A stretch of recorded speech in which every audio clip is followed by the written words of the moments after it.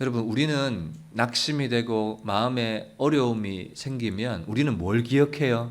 그 사건을 기억해요. 그리고 그 사람을 기억해요. 그때의 그 감정을 기억해요. 그때 그 인간 이렇게 생각하면서, 그때 그 사건 생각하면서, 우리 인간은 그래요. 그런데 다윗을 통해서 우리는 뭘 배울 수 있습니까? 다윗은 뭘 기억했습니까? 그때 아픔을 주었던 사람이나 사건이나 나를 힘들게 하는 압살롬이나 그 누구를 생각하지 않는 거예요. 다윗은 주님을 기억하고 있는 거예요. 여러분, 압살롬이 반역할 때 압살롬만 반역한 것이 아니라 다윗의 측근이었던 참모였던 아히도벨이라는 사람도 배신을 했다고요. 그러면 이를 부득부득 가면서 그 아히도벨, 그 사람이 내게 어떻게 그럴 수 있나? 여러분, 사람이 배신을 당하거나 사람에게 상처를 당하게 되면요, 그건 극복하기가 그렇게 쉬운 일이 아닙니다. 그 사람에 대한 원망, 그 사람에 대한 분노 때문에 사람은 아무것도 못하는 일이 생길 수 있거든요. 근데 다윗의 시편을 살펴보면 그 어떤 사람에 대해서 원망하거나 분노하거나 그런 것이 아니라 내가 거기서 주님을 기억합니다 라고 고백하고 있는 거예요. 그래서 여러분들도 살아왔던 2020년 한 해를 돌아보면서 만났던 사건을 기억하지 마세요. 나에게 아픔을 주었던 그 인간을 기억하지 마세요. 그건 우리 정신건강에 하나도 유익할 것이 없어요. 지난 시간에 나에게 힘이 들었고 상처를 주었던 사람, 그때를 기억해 보세요. 지금 밥맛이 싹 달아나요. 멀쩡했던 기분도 사탄이 틈타는 도구가 돼요.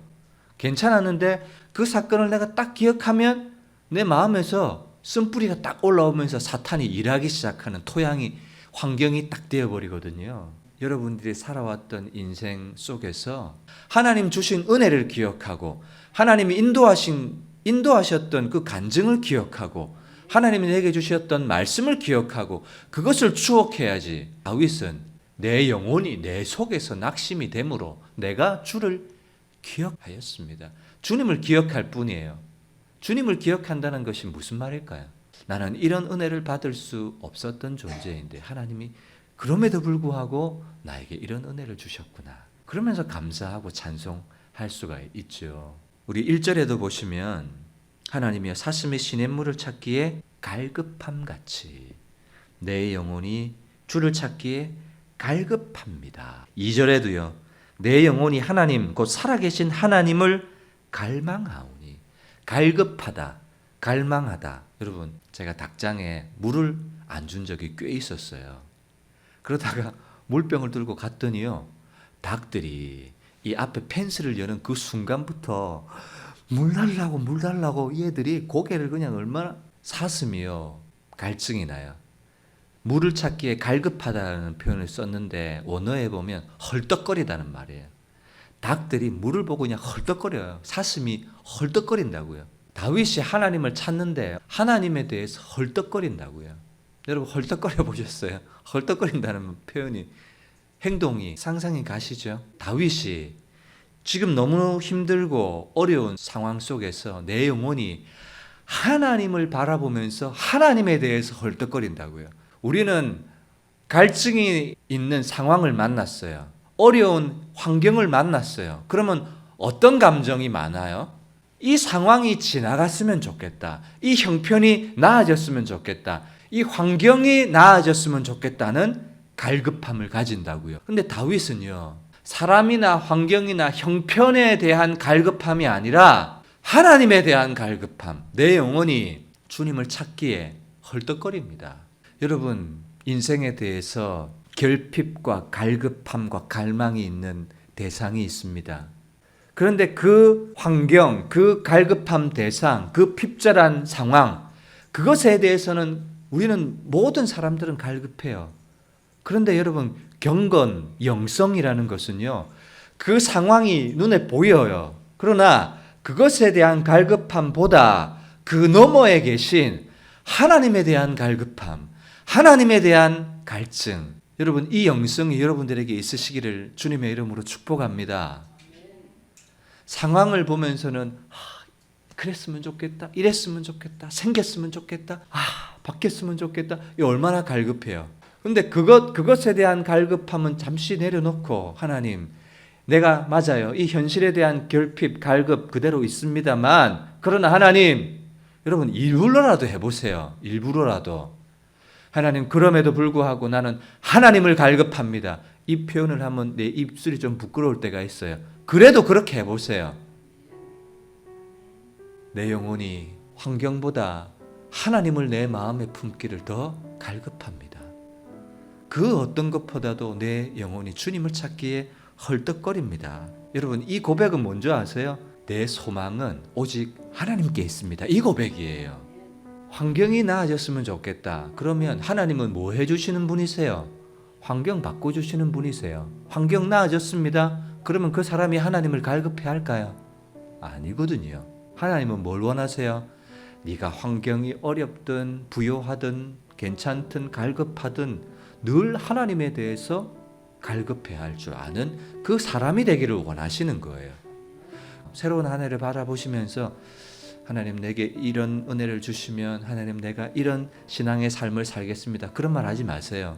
지금부터 하세요. 지금부터.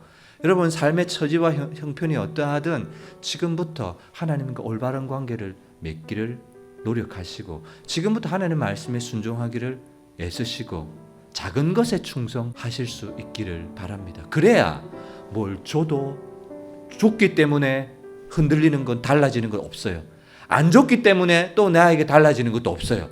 이렇게 여러분 이게 일관성이에요. 신앙의 일관성. 좋으면 좋다고 엉뚱한 길로 가고 안 좋으면 안 좋다고 또 낙심하고 엉뚱한 길로 가고 이러지 말고 좋으면 좋은 대로 안 좋으면 안 좋은 대로 늘 하나님에 대해서는 뭐하라고요?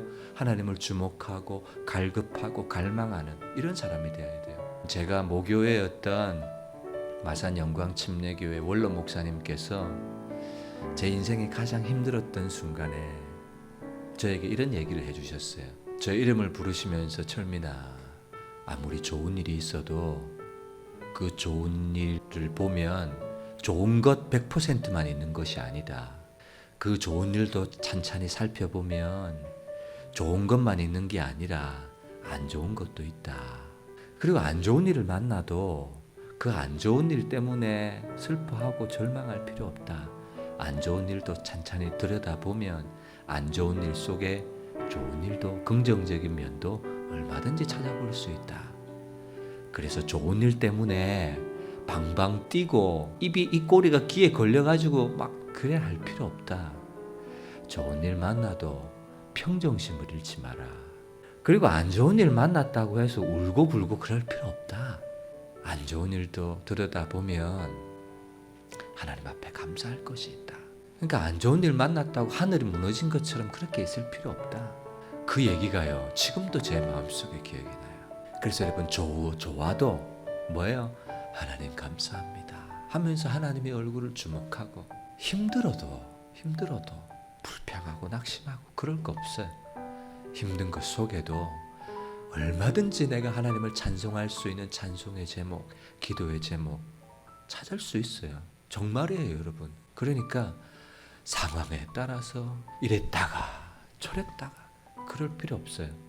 우리의 신앙은요, 우리의 소망은요 오직 우리 하나님 한 분밖에 없기 때문에 상황에 따라서 어떤 신앙이 좌우되고 흔들려서는 안 돼요. 늘 변함없이 일관성 있게 하나님을 경외하는 거예요. 그 사람이 형통한 사람이에요.